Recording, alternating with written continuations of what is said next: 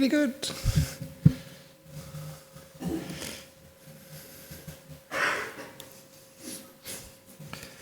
So please, when the meditation finishes, please don't forget to smile. I've got to look at you, and when you're miserable, it makes me depressed. That's much better. Thank you. So, those people on the outside, please come in. Those people on the inside, please don't go out. Unless you want to go to the toilet or something.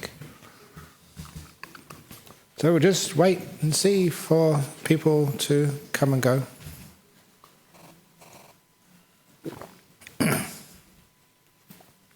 Is this being broadcast? Can I? Because the monks and nuns asked if they could pick their nose or not. If it's broadcast, we can't do it. You're only me, okay, so you can do that? Okay, so here we go.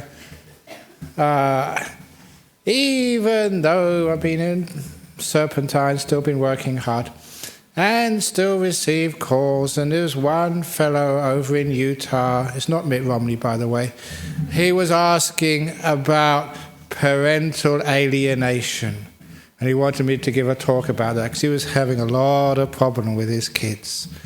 So what he meant by parental alienation, if you're one of those parents who have teenagers, it's like you're living with aliens. You know, you don't understand what they're up to or where they're coming from. And it will give you a lot of suffering indeed. So they wanted to have some words from the expert, because I know all about raising children. What are you laughing for? You come to our monastery, you know, the monks and the nuns, they're just like little kids. We are, come on, be honest. So we learn a lot how to raise kids. And there's some Buddhist stories to give you some understanding.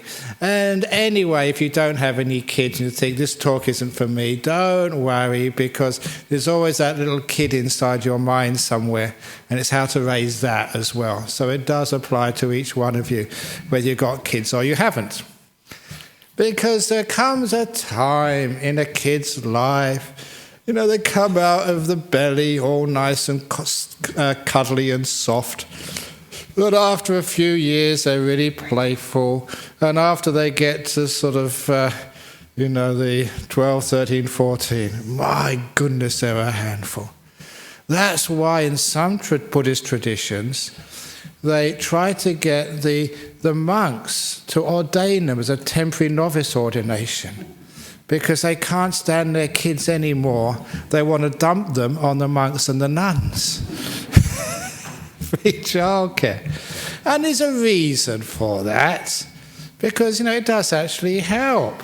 Just sometimes the people you associate with, actually they mould your character. And so one of the problems is, obviously, the kids, when they get to that age, they're hanging out with their friends, aliens with aliens. And so no wonder sort of they get worse, feeding off each other, which is one of the reasons why it's great, if at all possible, when there's school holidays, if mum or dad could be around. So they're not just hanging out with each other, they're hanging out with some good influences. But we're so busy we can't really do that these days, unless we're lucky we have grandpa and grandma who love their kids and they can hang out with them, because that's a good influence. Because there is a classic Buddhist story about the bad elephant. I just was changing this around, that once upon a time, actually not once upon a time, recently in Perth Zoo, there was a wonderful elephant. Even though they were really big and strong, they would let the children play with them. Can the children still play with elephants in the zoo? No, that's no good. I remember playing with an elephant when I was a kid. And they'd ride on the elephant's back, and the elephant would love that because, it was getting attention. And even though, an elephant comes from the forest and the jungles, even though, it's in a cage, still, imagine the elephant in the zoo gets 3 good meals a day. You're lucky if you get 1 meal a day in the forest. And he doesn't have to worry about hunters. And he gets free medical care whenever the elephant gets sick, plenty of water, and a comfortable place to sleep every night. Maybe air-conditioned. Do the elephants get air conditioning in Perth? Maybe a bucket of water over them, but that's just as good. So the elephant was very, very happy in the zoo. But then what happened? One day, so when some kids were visiting, the elephant squirted water all over them, soaked a lot of them, including the teacher. It never acted so naughty before.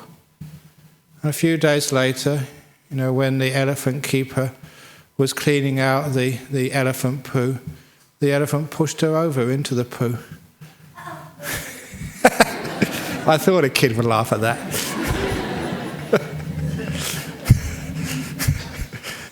And the elephant started to change.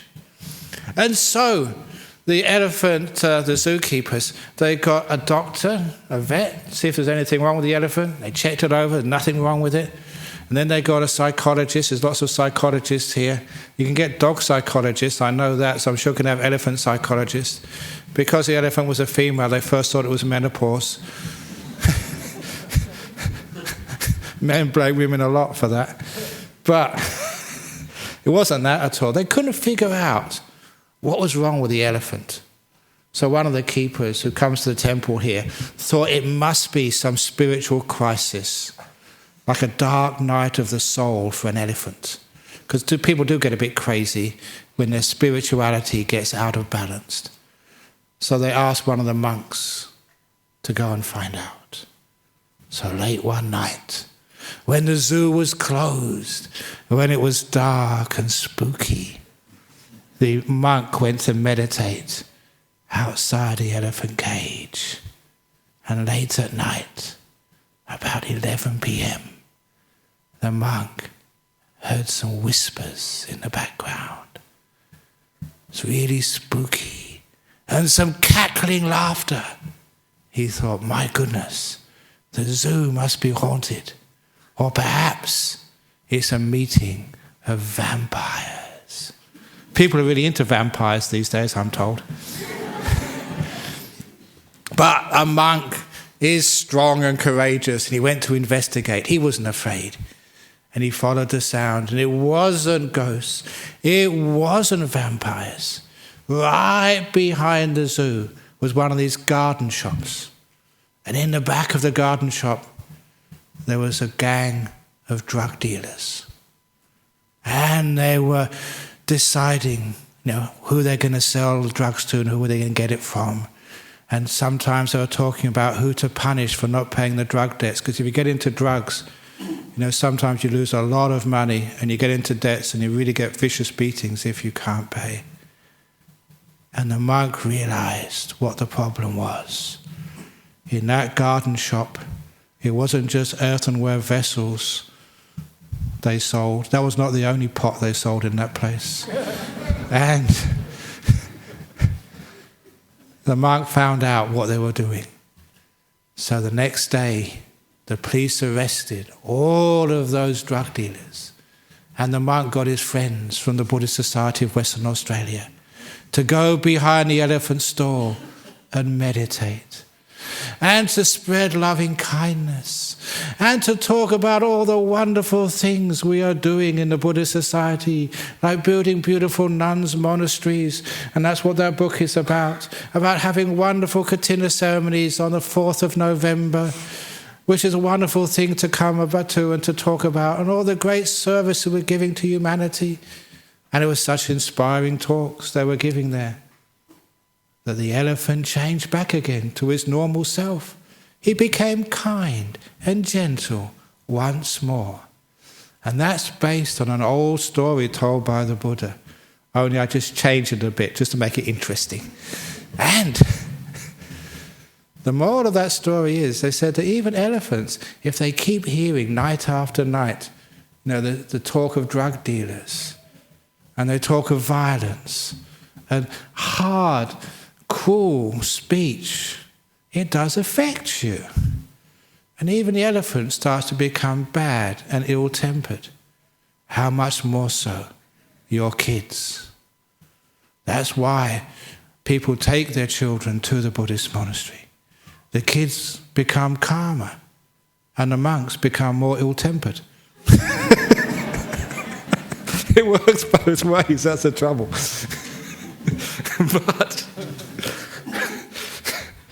But it's still understanding where it all comes from. Having some little bit of good influences.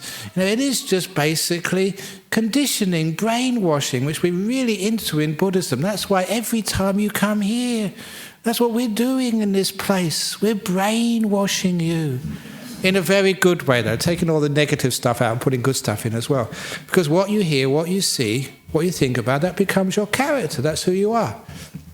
So if you have got good kids, try and take them to good places.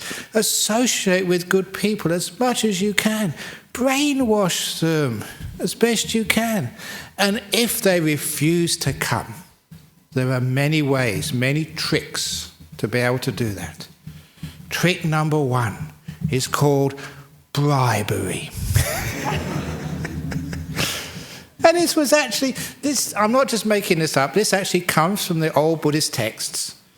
There was a famous Buddhist, if ever you read his old scriptures of Buddhism, one of the most famous of all of the disciples of the Buddha was this man called Anathapindika, which actually meant feeder of the poor. He was a very generous person and a great disciple of the Buddha. And even though he would always go and listen to the Buddha, he was a meditator, done wonderful things, a very kind, good person, his son was just such a case, a really difficult boy. Would never do any. What do you have to do any work for when your father's rich? And so he was just a layabout. And Anathapindika thought, how can I teach my son something good? So what he did, he just said, okay, son, if you go to the temple, I'll give you $20. You don't have to do anything, just sit in the back, you can play on your iPod, play on your sort of computer games, listen to your iPod, I don't care what, just come and you get $20. And of course, for a kid, that was a lot of money. So we would come, sit in the back, would not listen at all, wouldn't meditate, would just sit in the back, playing around, week after week after week. But at least he came into the temple. And of course, what happened? Sooner or later, you get your kid to come into the temple enough, they get interested. I mean, what's this monk talking about anyway? Why is everybody laughing? And so instead of listening to his... Well, they did have iPods in those days, but you know what I mean. He was just playing around, not paying attention. And he began to listen. And when he listened to it, he liked what he heard. And so when he went home, all those $20 bills he got from his father, he gave back. He said, thank you, Dad. I don't need them anymore. Thank you for teaching me how valuable this spirituality is. And that's how he got his kid to come to the temple and be good. So bribery should be considered. And if that doesn't work, there's one of the people who usually goes and brings food to our monasteries. He's not here this evening, I'm just checking up so he doesn't get embarrassed. He had a son, and he was a bit older. He was still a handful because, he had a girlfriend, and they went out night clubbing, to the wee hours of every morning. And he was supposed to be at university, doing a degree, which his father was paying a lot of money for. And you may have had that trouble with your kids. They're not doing well at school or university. Their grades are going down. Either they're hanging out with their mates or they're sort of going out with their girlfriends or boyfriends. And nothing the parents would say would change anything. Kids at that age, they will not listen to their parents. Even if you try reverse psychology and you tell your kid, because they always do the opposite of what you tell them. You tell your kid, stay out late tonight, son. Mum and Dad like you going out late at night. Those orders they will follow. Kids are very smart. So that won't work. But this man was very, very smart. He waited up late one night when his son was out with his girlfriend, 1 or 2 o'clock in the morning. And when they came home, he switched on the lights, and there he was waiting for them. Come inside, he said. And his son was terrified. He thought, oh my God, what's my father going to do now? And when they came inside, he gave them a cup of coffee. And he didn't look at his son. He just talked to his son's girlfriend. And he said to his son's girlfriend, look, I've just been noticing you've been going out quite a while now. I don't know what your plans are, but who knows, it does happen. One day, you might decide to commit together, even get married. But I'm sure you wouldn't want to marry someone who failed his degree. You won't want someone who's a loser and a hopeless case, because this is what's happening. Ever since he was going out with you, his grades have gone down, down, down. He's close to failing. Did you know that? My girlfriend said, no, I never knew that. He didn't tell me. I don't want to go out with a dummy. And from that, and he said, okay, I just thought I'd tell you. And then he went to bed and said, good night. That's all he needed to do. And he said from that night on, the girlfriend always made sure he got home early. The girlfriend always checked his grades to make sure he was doing his assignments on time. Because the boy would never listen to his parents, but my God, he'd listen to his girlfriend. It's called leverage. Whether it's financial by giving him some money, or just with a girlfriend. If you've got a girl, use a boyfriend, to get the girl into sort of the right ways, because these are the people they listen to. And it works. So these are some practical suggestions. If you've got a kid who's misbehaving like that, use a bit of leverage, and it sometimes can work. Or, I don't know if this will work these days, but it used to do in the old days. Sometimes if you've got a friend who's actually in the police force, because it's one of the fellows who comes here regularly. He became a monk, but he was a bit sick. He told me the story, because he was raised in Georgia, in Atlanta, in the southern United States. And, being a kid, he was about 14 or 15, he had his first cigarette on the beach. And a police car came past. Kids are stupid. They think they're smart. Because as soon as they saw the police car, they started running. That's the last thing you should do. And so the police car ran after them and caught the two of them, smoking on the beach. And they took them in the back of the police car and took them to the station. And there's always the policeman behind the desk, the sergeant, or whatever it was. And the sergeant never even looked up. As the policeman said, we just caught these two boys smoking on the beach. What should we do to them, Sarge? And without even looking up, the Sarge said, take them round the back and shoot them.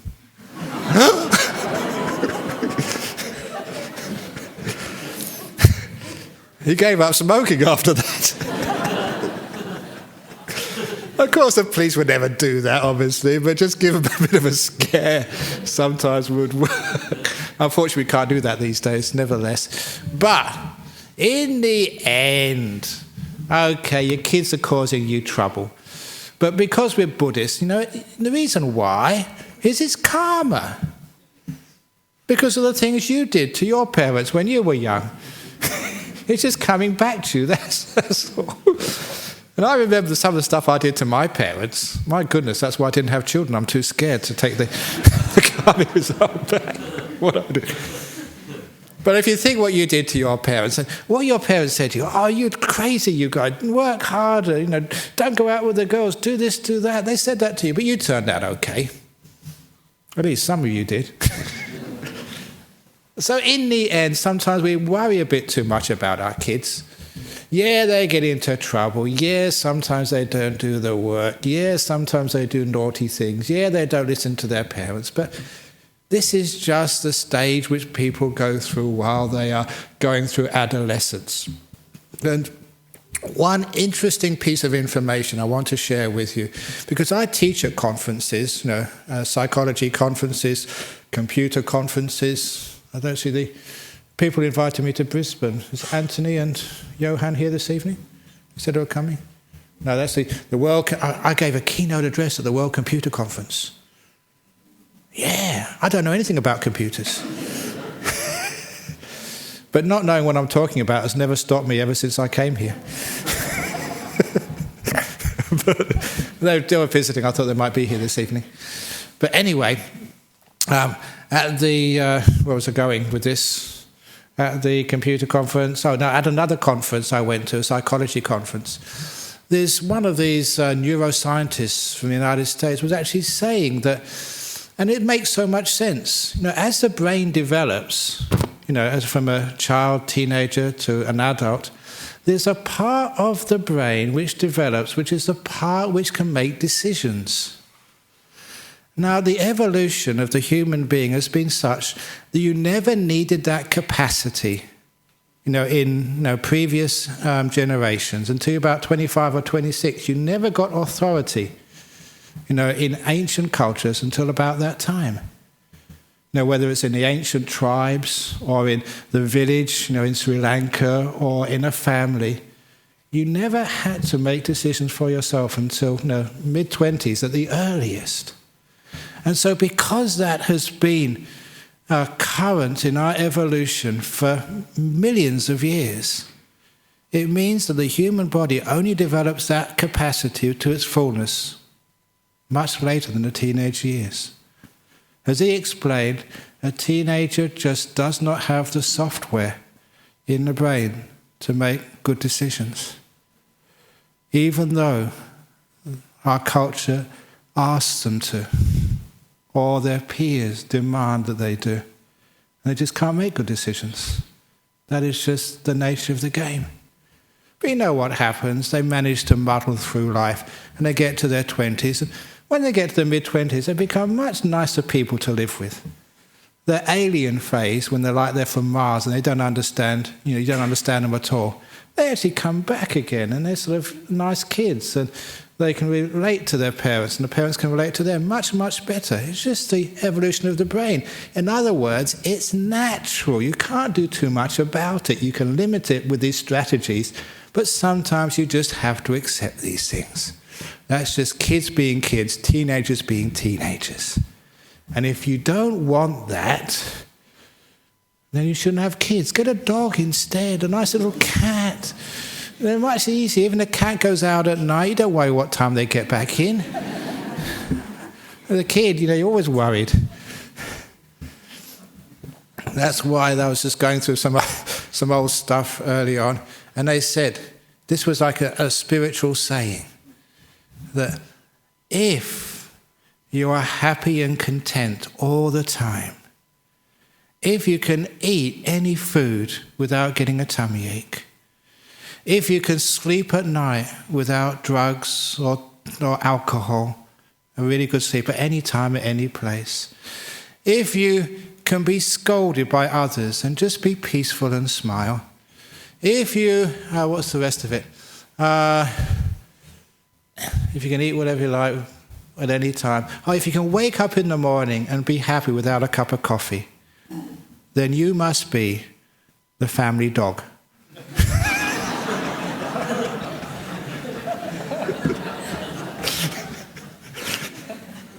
We humans can't do that. So let's just face it, that's who we are. And that's what our kids are like. So when you know the rules of the game, basically, you know what's in the contract. And when you have a kid, it's said, yeah, there'll be a lot of fun. They'll wake you up in the middle of the night, and there'll be good fun for a while. When they get to their teenage years, they'll give you hell. But afterwards, they'll be okay. When you know the rules of the game, then actually you can understand there's nothing wrong with you. Because a lot of time with kids and parents, sometimes the parents think there's something wrong with them. The parents take too much blame, which means they try and control their kids even more. I always like this thing, this is general Buddhism, whether it's meditation or life.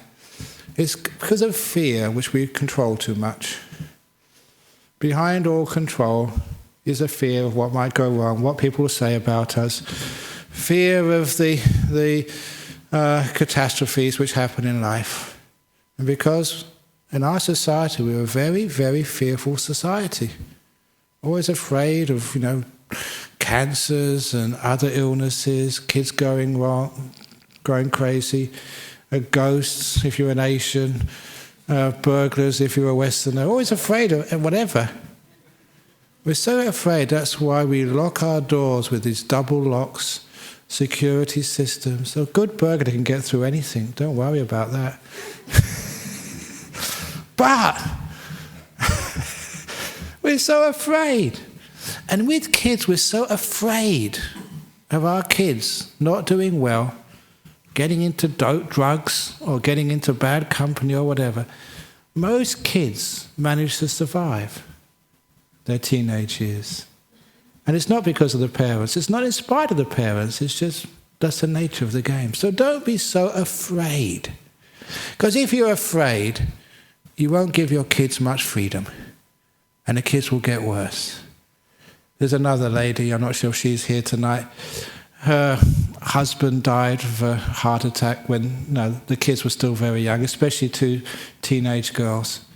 And I remember she came up to ask me, because whenever there's any problem in the family, I was almost like a surrogate father for the kids. No other male in the family, so she'd always ask me for advice. I said, my kids want to go to nightclub.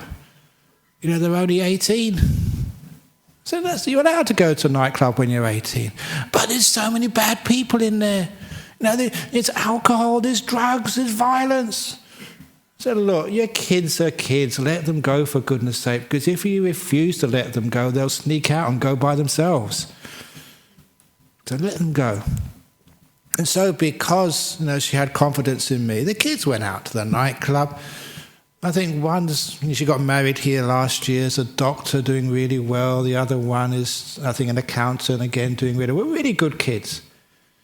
They're just having fun in life, that's all. The kids need to be trusted. But if you are fearful and a control freak, you never trust your kids. Which means they never learn about responsibility. And they feel resentment of their parents for not letting them out and doing things. So please, trust your kids. Give them that responsibility. They may sort of fall over and make a fool of themselves every now and again. But they usually learn and grow. Because that's really what parents should be. In Buddhism, we say the parents are the gardeners, children of the seed. And your job is not to control that plant, but just nurture it, safeguard it as much as you can. But if you safeguard it from too much, it doesn't build up any resilience. So that's why we learn how to nurture our kids and expect all these things which happen. And don't be afraid when they do happen. Usually the kids, they get through these things by themselves. And that is exactly the same with all of these other little childish things which we have inside, the little kid inside of ourselves, which doesn't want to be controlled, which just wants to be respected and appreciated. And if your kid ever scolds you and gives you, bad speech, the only thing to say, use the kids' language. They really swear at mum and dad. You just tell them, whatever. Use kids' speech back at them. Because why do kids even speak badly to their parents? It's only just to wind you up, to make you upset.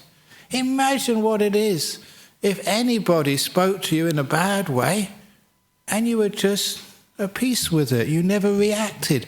The only reason why people use bad speech, shout at you, swear at you, call you names, is to try and get a bad reaction, try and hurt you.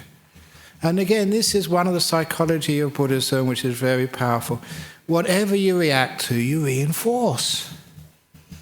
So if the kid does speak badly to you, whatever, don't react. When the kid speaks properly to you, then respond.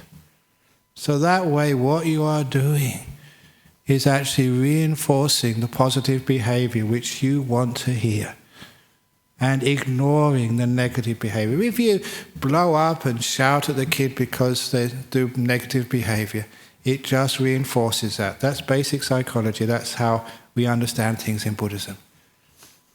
So what you react to is what you reinforce. So little by little, you can influence your kids. In the same way, you can influence the people you live with. You can influence yourself as well. Any sort of bad things which happen in your head, which in your mind, any bad thoughts, any bad stuff which happens, just please don't react to the bad stuff, but celebrate the good stuff. Kind thoughts, good thoughts, beautiful memories, those are the ones which we celebrate and keep. Bad speech, bad actions, whatever. In Buddhism we just let them go. Don't react. When you don't react and ignore, you aren't feeding them. And they eventually vanish and disappear. And then what happens is your kid eventually grows up. And when he grows up, I always remember this wonderful saying by Mark Twain. Because I think because you love to actually use a bit of history. I think even that conference I went to, where that neuroscientist said about the development of the human brain, decision-making part of the human brain only develops till about 25, 26. He flashed up on the screen a quote from Socrates, an ancient Greek philosopher 2,400 years ago, who also said, kids are such a pain in the neck, or something like that. As if you looked at the saying, it was something which could be said today. But there it was, in a different culture, in a different time, such a long, 2,400 years ago. Children don't change. They've always been like that. Don't think there's something wrong. This is just kids being kids. Understanding that, it gives you a sense of confidence that they'll work through this, and you'll work through this. But with Mark Twain, was Mark Twain about 70, 80 years ago? The American author and humorist. He once wrote, because he ran away from home, he couldn't stand his father when he was about 17 or 18, he ran away. And he came back home about 4 or 5 years later. And he wrote, he couldn't believe how much his father had grown up in those 4 or 5 years. And you laugh, so you got the idea. He wrote that because obviously his father had been the same. He had grown up and learned how to appreciate his mum and dad. So if your kids don't appreciate you now, if they think you're dinosaurs, you don't understand, and that you are just like from Mars and just, you're really out of touch with reality as a parent, don't worry so much. In 4 or 5 years, you will grow up in your kid's eyes. In other words, your kid will be able to appreciate you far more. So sometimes in life we just have to bear with things for a little while, knowing that they will get better. It's just like when you go to hospital to have an operation, you've got some sickness. As long as you know it's going to get better, you can bear with things. As long as you know it's going to change, there's no problem. So the kids do change, just like you did, just like I did. And because of that, you can have that faith that this too will pass. So no matter what your kid has been up to, no matter what they've been doing, it will pass. And some of the stuff which kids get up to, I remember one of the people who also came here. They came up to me because they were summoned to the police station. You'll know this girl, but I won't say who she is. That she was summoned to the police station. And the police showed them a video of their son trashing a train. One of these vandals who go into the train, spray cans, trashing everything, in the depot at the middle of the night. And they couldn't believe that was their son, but there he was on video. He's a really nice boy now. He's grown up. Sometimes that kids do these crazy, stupid things. Why they do that? Too much testosterone, I don't know, but they usually get back in. It's really not them, it's the hormones. So after a while, they get back into line and they become very good human beings. So if that is your son or that is your daughter, never mind. It's par for the course. They will get through that, as many kids do. So don't worry so much as parents. Don't go overboard. Just a wonderful thing about Buddhism, we've got this really beautiful long-term view. We're very calm and tolerant and peaceful because we know that these things will work their way out after a while. So this too will pass. We bear with it. We don't overreact. We don't lose our own sleep, what our kids are doing. And that way, after a while, we've nurtured the kid. It's just the thing they have to go through. Just like sometimes it's the things which we have to go through. The seasons of the life. Even when things look really hopeless, because you're in really big trouble. It's just like, the place where I came from in England, in the winter time, you can't see any life in the forest. Everything is dead.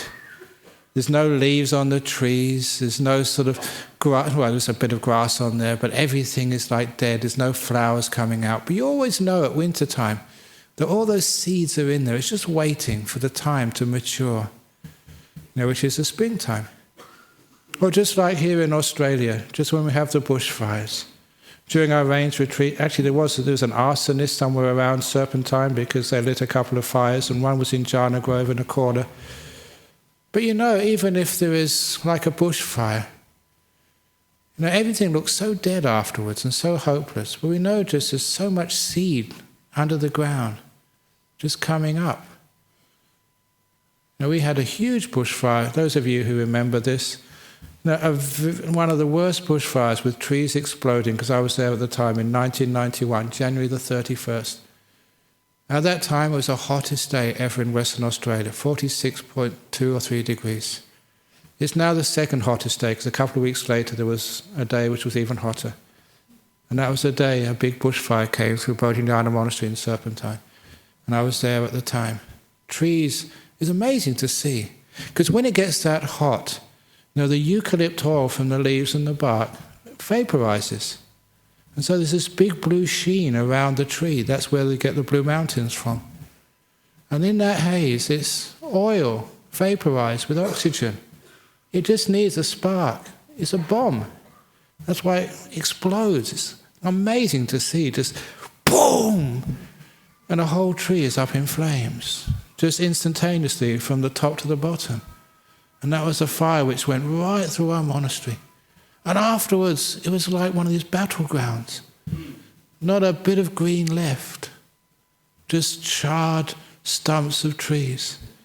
And you wouldn't believe, we still got the photographs to see that monastery at that time. And to see it now. There's life in devastation. So if you really get upset, your kid is in big trouble, and you think it's really hopeless, they ruined their life, they're destroying everything, don't worry, there's a lot of life inside kids. Give them a bit of chance, give them a bit of help, hope, whatever, and they'll come through it, just like trees come through bushfires. And that way, you don't need to get so upset with your kids.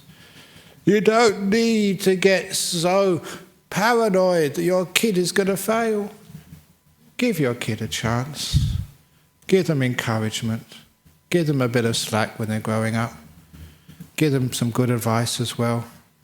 A lot of times we think the kids never listen to us. They do listen to their parents. Just they don't admit it, that's all. They don't want to admit it because it's not done. But they do listen, and they do respect, they do love, even if they don't show it. So, trust them a little bit more. You'll have a happier life, and so will them. And later on in life, when they get 25, you can laugh at all the stupid things they did. I did many stupid things to my parents. Oh, what was one of the things I did? I'm not sure if I mentioned this. I think I mentioned this to the monks. You think I'm a very, very good monk and a very kind, I've got a good reputation, but it's nice to say where you came from. One of the things I did, it was my mother's birthday.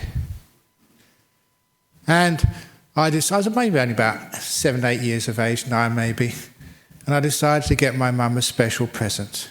This was in London.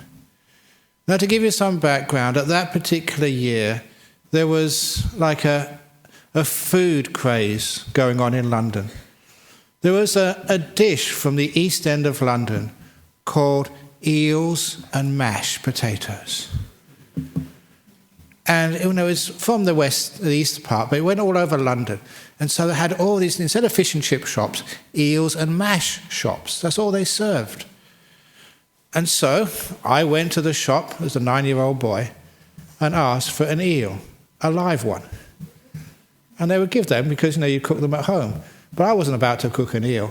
Instead, I got a nice little box, and I put the eel inside the box and wrapped it with this beautiful, gift paper, with, flowers on it. and put one of these little gift cards, to Mummy, love, on your birthday, from your son. My lay name was Peter. To Mummy, love, Peter.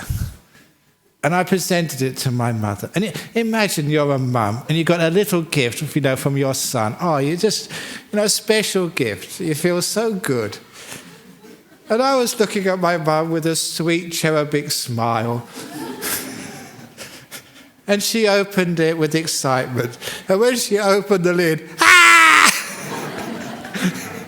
my goodness, I never heard her scream that loud before. And what did her loving son do? I was just laughing and laughing. I couldn't stop laughing. That is what it's like when you're a kid. My poor old mum having to put up with that. So for all the mums and dads here, to bring up your kids and get through that far, you've done a wonderful job. You've obviously had your stories of what your kids got up to and all the difficult things. And I'm sure that most parents at some time thought, oh, my kid, my son, my daughter, what the heck is going to happen to them? They're really turning out badly. They're terrible. Don't worry so much. Most of the kids, they turn out okay, no problem at all. And if you really are having trouble with them, they're not doing well at school, they're not doing well at college or university, threaten them. Tell them, if you don't pass year 12, there's only one place for you. We're sending you to Buddhist monastery. Oh no, they'll say, no. Only one meal a day, meditating, no TV, no CD player, none of that. No. And you can just take them down for 1 or 2 days just to see, this is how you're going to live. And they'll go back home and they'll go back and they'll do all their homework very well. But whatever you do, the kids will be okay. I've got a lot of trust in the human beings. That's people think I'm a fool doing this, because sometimes even prisoners in jail I've seen some wonderful prisoners in jail. So how can you trust and love people so much? And there's some people done terrible things. They can always see something really good in people. And I'm sure you can see all the good in your kid. Please see the good in your children. Don't just see their faults. Don't be always on their back, telling them of all the terrible things they're doing, not cleaning up their bedroom, not doing this, whatever. Because if that's all they hear from their parents, what sort of relationship is that? They need a bit of support as well, a bit of praise. And you can only do that if you, the parents, can see the good in your kids. They're not half as bad as you think. Look at them on that way. What you see is what you get. And if you see the good in your kids become much better. And you have a much better relationship with them. And you have a much easier life and not so much suffering. Not so much suffering that you ring me all the way from Utah to complain. The kids will survive, even though they may be going through some stuff. They will survive, and so will you. And when they get about 25, then they will realise how much Mum and Dad have grown up. Thank you for listening. Thank you. I'm online. Oh my goodness. Here we go.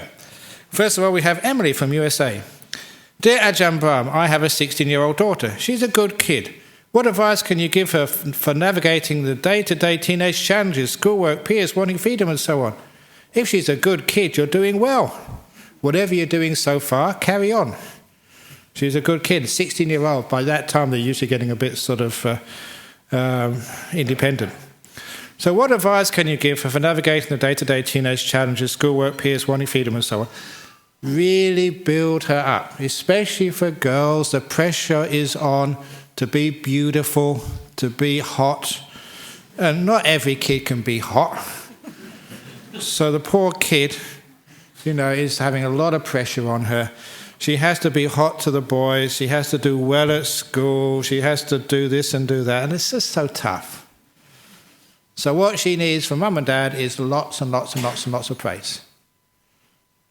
Because she needs that support. At least she's got one place, home, where she doesn't have to compete.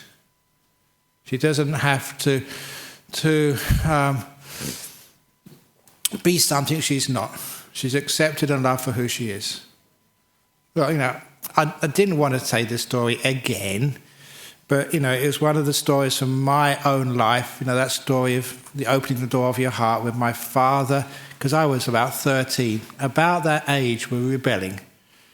And he took me aside and said, son, whatever you do in your life, wherever you go, however you turn out, I want to let you know the door of my house will always be open to you. And I realized later on he meant his heart. As a 13-year-old, that meant incredible amount to me. It meant that, yes, it was a struggle at school, to be accepted by your peers, to be able to speak, in such a way that people liked you, to be able to go out with the girls and get girlfriends, to be popular, and also to be good at sport, which you had to be in those days as a boy. There's so much pressure on you. And then my dad comes along and said, look, you have no pressure at all at home. However you turn out, I'll always be your dad and love you. That was incredibly powerful to me. I knew there was one place in the whole world, one person who would just accept me even if I failed, even if I got into trouble. He would never abandon me. That meant so much, as I think you can understand. So, all parents, please say that to your kids and mean it. Not just because I ask you to, because you know why you should do that. Son, daughter, however you turn out in life, if you fail every subject, if you end up sort of on the streets or whatever, if you sort of, I don't know what happens to you, the worst things, I'll always be your mum and dad. I'll always love you and care for you. And this will always be your home. I'll never lock you out. There's one place you're accepted, no matter who you are. Because I'm your dad, I'm your mum. That really gets very deep inside a kid. They understand that.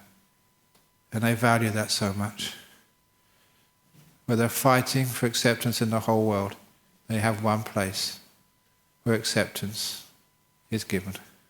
At least one place. So that's a good thing to be able to do. So Emily, please tell that to your 16-year-old daughter. And maybe then she will tell that to others as well. And the world will be a much nicer place. And that's for her schoolwork. Look, you don't have to do well at school to be successful in life. I saw, Richard Branson's biography. He couldn't, I don't think he finished school. And he's a multi-billionaire. So all your kids, who are doing year 12 this year, and are doing terribly, that could be the next Richard Branson, the next Bill Gates. So many people, they didn't finish university. It's good they do finish university, but if they don't, there's still lots of hope for them. So schoolwork is not that important. And wanting freedom and so on, it's good to give your kids some freedom, but with freedom comes responsibility. And there's that responsibility which is also important to give with the freedom. Tell them, look, if you come home late, just give us a call if you get stuck anywhere. Mum and Dad are here if you get into trouble. But go out and test the boundaries. That's what you're going to do anyway. So if the kids are going to do that anyway, you might as well give them permission to do it. Because they're going to do it anyway. If they've got permission, then your relationship is still good. Okay. Question 2, Bruce from Perth. When is it time to remove an addicted child from home? When they will not give up substance abuse even after rehabilitation is destroying our lives? Okay, now this is not the normal sort of kid when they really get into a substance addiction. And that, of course, is where you do need, professional help. And our professional help is the psychologists, the counsellors and everything else. It doesn't actually say how old the child is. Usually, if they're addicted, they're not really children, they're young men, young women. So if it is substance abuse, sometimes to try and get that kid, obviously first of all to realise what it's doing to their brain. And especially things like ice, methamphetamines, it fries your brain. And most kids understand that. You just got to keep saying, look, this is what it's going to be like for you. This is where you want to be. Is this what you want to do? And of course, one of the first things to do, if they are addicted, is to try and isolate them from those bad friends. Just like, that elephant story and the drug dealers. Because when they have bad influence, they're not strong enough to resist those temptations from their peers. Take away their mobile phone, give them a better version with a new number, which no one knows. Even move them to another place so they don't have the same peer pressures. Sometimes taking them away from those influences gives them a chance. I know that a lot of kids, they want to give up those substance abuse. They really do, because they realise what it's doing for them. But they're too weak to say no when their peers give them a call. So sometimes you need to just give them a new mobile phone, change the numbers, move to a different address, different school or whatever. Sometimes that is a positive thing you can do. Most of the kids, they don't want to end up like that.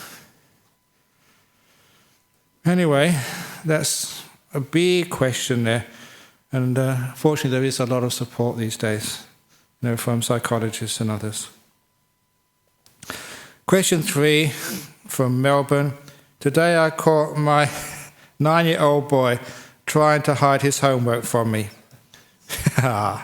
Isn't that cute? I am very sad and still thinking how to advise him on this. Please, Ajahn Brahm, what should I do? He's a good boy, but I should do something for this. That is what I feel. The poor old kid hiding his homework. Just tell him, look, son, the door of my heart's always open to you. It doesn't matter if you don't do well in your homework. Mummy, Daddy still loves you to bits. And so obviously the kid is afraid he's not living up to his parents' expectations. So maybe you should look at just what you're teaching your kid. Only half the children in Australia can be above average intelligence. Okay? I don't think, no, that's other people's kids, not mine. So some kids won't do well at school. It's obvious. So if that's your kid, don't take your love away from them and say you're a failure, you're hopeless because you didn't get to university. Oh, please, you give your kids too hard a time.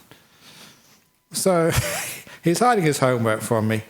That means he must be in a little bit of trouble. But he's only 9 years of age. He can soon do much better than that. So if that's the case, just laugh and just try and change your attitude towards your kid. And when the kid doesn't do very well at school, remember that story when I was a school teacher, when one of the kids in my class, at the end of the year, when I gave out the report cards, they came bottom. 30th in the class of 30. And when I handed him his report card, and he saw he'd come bottom of the class, I saw his face, his jaw dropped, his shoulders hunched. You didn't need to be a mind reader to know what was going on in his head. How am I going to show this to my parents tonight? 30 at the bottom of the class. I'm going to get into big trouble. Even my friends are going to call me a dummy. He was depressed. And even then, I would not just sit around when someone was depressed. I went up to that kid to cheer him up but also to teach him some Buddhism. The whole school knew that I was a Buddhist. I actually taught them meditation one day. That's another story. But I went up to this kid and I said, "You come bottom of the class." "Yes, sir." I said, "Wonderful, very good. Bahoma Hondai, bagus in Malaysian, di mark in Thai." You know, I know the word very good in many languages. I don't know the word very bad. I just don't know that word. I refuse to learn it. It's just bagus. That's it, Bahasa, Indonesia. Very good. And I said, "I'm going to teach you some Buddhism." Because in Buddhism, especially Mahayana Buddhism, we have this concept of the Bodhisattva. I'm sure you've heard that before, the Bodhisattva. And a Bodhisattva is someone who sacrificed everything for the sake of others. To make somebody else happy is their goal in life. To alleviate other people's suffering is their joy. And I said, "I understand why you came bottom this year. You're the Bodhisattva. You've sacrificed on purpose, I'm sure. You deliberately came bottom this year so that none of your friends will have to suffer what you're going to get tonight from your parents. You decided to voluntarily take on that suffering out of compassion for your friends."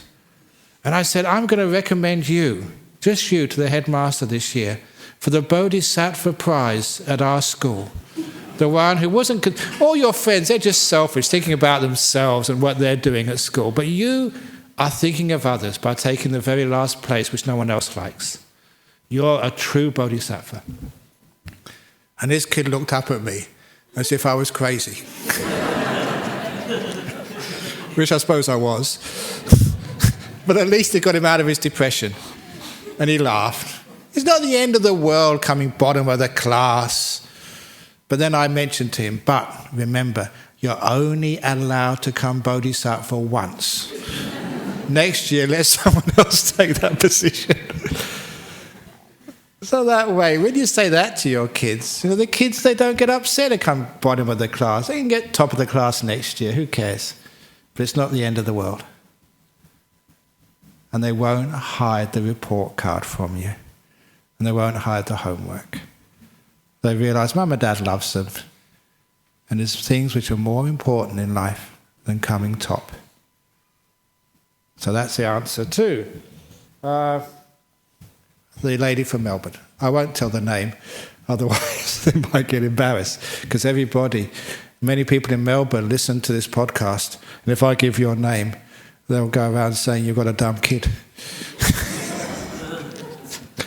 So anyway, so that's the talk for this evening. I hope you enjoyed it.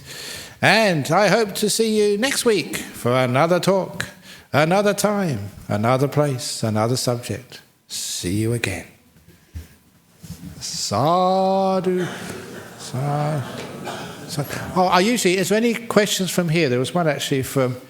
Because you know what happened once? Because these questions are from overseas, one person here, in order to ask their question, got on their computer and they actually, emailed it to the machine over there, and it came over to here, instead of just, putting their hand up.